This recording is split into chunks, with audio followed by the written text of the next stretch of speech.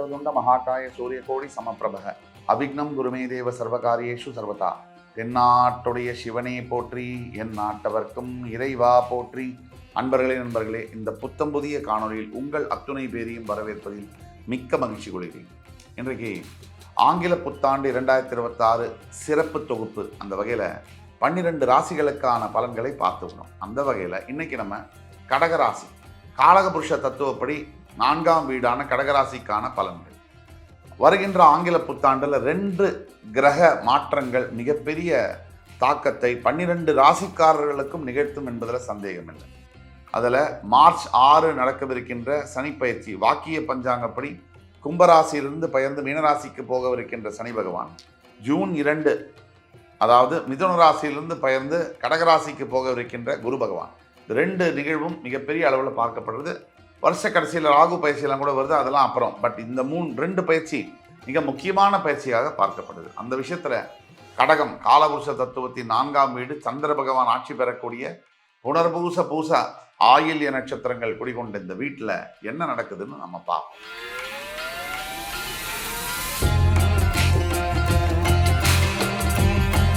ஒரே வரியில் அடுத்து வரக்கூடிய ஆண்டு கடகராசிக்கு எப்படி இருக்கும் அப்படின்னா, ராஜயோக வருஷம் அப்படின்னு நம்ம சொல்லலாம். தப்பே கிடையாது, இதில் எந்த மிகைப்படுத்தலும் இல்லை. உண்மையாகவே கடகராசிக்கு ராஜயோக வருஷம்னு சொல்லலாம். இந்த அஷ்டம சனியினுடைய பாதிப்பிலிருந்து சற்றே வெளியில வந்த இந்த கடகராசினியர்களுக்கு இன்னும் அலை ஓயவில்லை அப்படிங்கிறது தான் உண்மை. கடகராசியை பொறுத்த வரைக்கும் பெரிய அளவிலான பாதிப்புகளை பார்த்துட்டு தான் இருக்காங்க.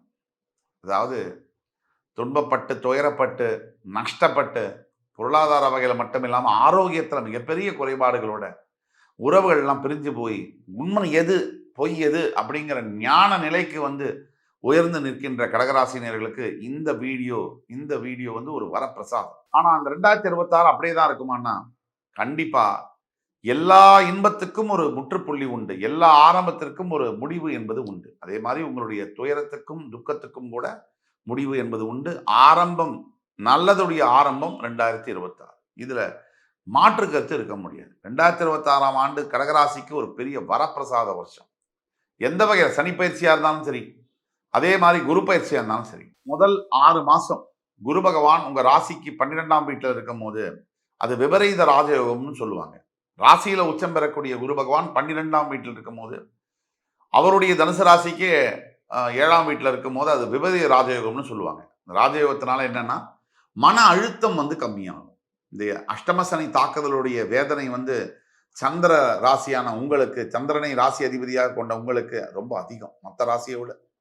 ஏன்னா ஒளித்தன்மை, சந்திரன் ஒளித்தன்மை, சனி இருள் தன்மை. இவங்க 2 பேருக்கும் நடக்கக்கூடிய சண்டையில உங்களுடைய இதுதான் பாதிக்கப்படுது. சந்திரன் மனசு, அவர் ஒளித்தன்மையை இழந்து அஷ்டமஸ்தானத்துல சனி போய் உட்காரக்கூடிய இந்த நிலையில சனிப்படுத்தக்கூடிய பாடு என்பது சொல்லில் அடங்காது. சனீஸ்வர பகவான் 7.5 சனி காலகட்டத்தில் என்ன பலனை செய்வாரோ அதே பலனை சுருக்கி அஷ்டம சனி காலகட்டத்தில் செஞ்சிடுறாரு. அந்த அளவுல தாக்குதலை பார்த்த உங்களுக்கு வருகின்ற 26ஆம் ஆண்டு, இந்த ஆண்டு மிகப்பெரிய ஒரு சேஞ்சஸை கொண்டு வரக்கூடிய ஆண்டாக தான் இருக்கு. இதனால என்ன பெனிஃபிட் அப்படின்னு பார்த்தீங்கன்னா, கடன் நோய் தீர்றது, மனசுல அமைதி வருது, நல்ல தூக்கம் வர்றது, இந்த தேவையில்லாத பிரச்சனைகள்லாம் நீங்கிறது, உடல் ஆரோக்கியத்தில் மிகப்பெரிய அளவில் சேஞ்சஸ் இருக்கிறதெல்லாம் நடக்கும் முதல் 6 மாசம். அடுத்த ஜூன் 2ஆம் தேதிக்கு அப்புறமா இருக்கக்கூடிய ஆண்டுகளில் பார்த்தீங்கன்னா, அடுத்த வருஷம் உங்க ராசியிலே உச்சம் பெறக்கூடிய குரு பகவான். அதனால சிறு சிறு உடல் உபாதைகள் வரத்தான் செய்யும், எண்ணங்கள்ல கொஞ்சம் தடுமாற்றம் இருக்குதான் செய்யும். ஆனாலும் ராசியில உச்சம் பெறும்போது உச்ச குரு உங்களுடைய ராசியுடைய 5ஆம் இடம், 7ஆம் இடம், 9ஆம் இடத்தை பார்ப்பார். அதோடைய பலன்களை விரிவாக பார்ப்போம். ஆனால் ராசியில் உச்சம் பெறக்கூடிய குருவினால் என்ன நன்மை அப்படின்னு பார்த்தோம்னா, தெளிவான சிந்தனைகளை பல 90% ஏற்படுத்துவார். அதே மாதிரி ஆன்மீகம், கடவுளை தேடின பக்தி, உண்மையான பக்தியை அவரே தருவார். கடவுள் நம்ம பக்கம் இருந்துட்டா நமக்கு எது கவலை? எந்த பிரச்சனைனாலும் சமாளிக்கலாம். நம்ம எடுத்த காரியம் எல்லாம் நிறைவேறும். காசு, சொத்து, பணம், உறவு எல்லாம் திருப்பி வரும். அதே மாதிரி அரசாங்கத்துல அனுகூலம் ஏற்படும். உங்க பேச்சு அப்படிங்கிறத மற்றவங்க ரசிச்சு கேட்பாங்க. ஒரு ஒரு தங்க விக்கிரகம் மாதிரி உங்களுக்கு செல்வாக்கு வரும். விக்கிரகத்துக்கு எவ்வளவு செல்வாக்கு இருக்கும், தங்க விக்கிரகத்துக்கு அதே செல்வாக்கு உங்களுக்கு வரும். மிகப்பெரிய அளவில் பெயர் புகழ் தரக்கூடிய யோக காலமாக ஜூன் 2க்கு பிறகு மாறும். இந்த 12ஆம் வீட்டு குரு முதல் 6 மாசம் 5 மாசம் இருக்கிறதுனால அவர்னால என்ன ஆகும் அப்படின்னா, தேவையில்லாத செலவுகள் வரும். ஆனா, அது சுபகாரியத்துக்கான செலவா இருக்கும். மைண்ட் வந்து பார்த்தீங்கன்னா, கொஞ்சம் சபலமடைகிற தன்மை, கொஞ்சம் வந்து இது வேணாம், இது வேணுமான்ற குழப்பங்கள் இதெல்லாம் இருக்கும். இதெல்லாம் தன்னாலவே ஜூன் 2க்கு பிறகு சரியாயிடும். நிறைய செலவு கூடினாலும் கூட, அதே நேரம் செலவுக்கான வருமானமும் உங்களை தேடி வந்து சேரும். முக்கியமா இந்த குரு பயிற்சி உங்க ராசியில் உச்சம் பெறக்கூடிய குருவினால குழந்தை பாக்கியம் என்பது கிடைக்கும். 5ஆம் இடத்த குரு பார்க்கிறார் இல்லையா? உங்க ராசியில உட்கார்ந்து. குழந்தை பாக்கியம் என்பது நல்ல குழந்தை, ஸ்காலர வந்து பெத்து எடுக்கிறது. அதாவது அறிவுல சிறந்த ஒரு பிரகஸ்பதி மாரி ஒரு குழந்தைய வந்து பெற்றெடுக்கிறது. நல்ல படிப்பு திறனுடைய பிரகாசமான குழந்தையை பெற்றெடுப்பது. அந்த மாதிரியான பாக்கியங்கள் கிடைக்கும். திருமண உறவுல பொறுத்தவரைக்கும் கொஞ்சம் ட்விஸ்ட் தான். திடீர்னு சண்டை எதுக்குன்னு தெரியல. திடீர்னு சேர்றது அதுவும் எதுக்குன்னு தெரியல. நாமளும் குழம்பி மத்தவங்களையும் குழப்பக்கூடிய சூழ்நிலைகள் இருந்தாலும், குருவுடைய பார்வை 7ஆம் வீட்ல விடுறதுனால, அடுத்த ஆண்டு வரக்கூடிய நெக்ஸ்ட் ஹால்ஃப், செகண்ட் ஹால்ஃப்ல பார்த்தீங்கன்னா, பெரிய அளவுல ஒய்ஃப் கிட்டயும், ஹஸ்பண்ட் கிட்டயும் சேஞ்சஸ் இருக்கும். ஆனா இவங்க தான நம்ம கல்யாணம் பண்ண ஆளுன்னு நமக்கு சந்தேகம் வர அளவுக்கு சேஞ்சஸ் இருக்கும். இவங்களே பணிஞ்சு போறது என்ன, ஈகோவ விட்டு குடுக்குறது என்ன, ஆட்டிட்யூட் மாறி போனது என்ன, இதெல்லாம் கூட நம்ம பார்க்க தான் போறோம். காதல் திருமணமாக மாறுவது, அது பெற்றோர் சம்மதத்தோட நடக்கிறது எவ்வளவு சந்தோஷம். அந்த மாதிரியான விஷயங்கள் இந்த ஆண்டு உங்களுக்கு நடக்கும். இப்ப படிக்கக்கூடிய மாணவ, மாணவியர்களுக்கு இதுதான் பெஸ்ட் இயர். 50 மார்க்கு, 60 மார்க்கு கீழ எடுத்துட்டு வந்தவங்க 80 மார்க், 90 மார்க்குக்கு மேல எடுப்பாங்க. இது உறுதியா சொல்ல முடியும். டைவர்ஷன் இருக்காது மைண்ட்ல. ஒரே ஃபோக்கஸ் படிப்புல. இந்த மாரி மாறக்கூடிய சூழ்நிலைகள் நம்ம கண்கூடா பார்க்க முடியும். கடகராசியில இருக்கக்கூடிய மாணவ, மாணவியர்கள், இளைஞர்கள் வேணுங்கிறத எடுத்து படிக்கலாம். தேவையான இடத்துல தேவையான படிப்புக்கான சீட் உங்களுக்கு கிடைக்கும். மனச்சோர்வு இருந்து வந்த மாணவ, மாணவியர்களுக்கு வந்து ஒரு தன்னறியாத ஒரு புத்துணர்ச்சி, தன்னறியாத ஒரு சந்தோஷம், தைரியம், கான்ஃபிடன்ஸ், நம்பிக்கை வரக்கூடிய காலகட்டங்கள். அது மாதிரி வேலை, தொழில் இதெல்லாம் எடுத்தோம்னாக்க டாப் கிளாஸ்ல இருக்கு கடகத்துக்கு.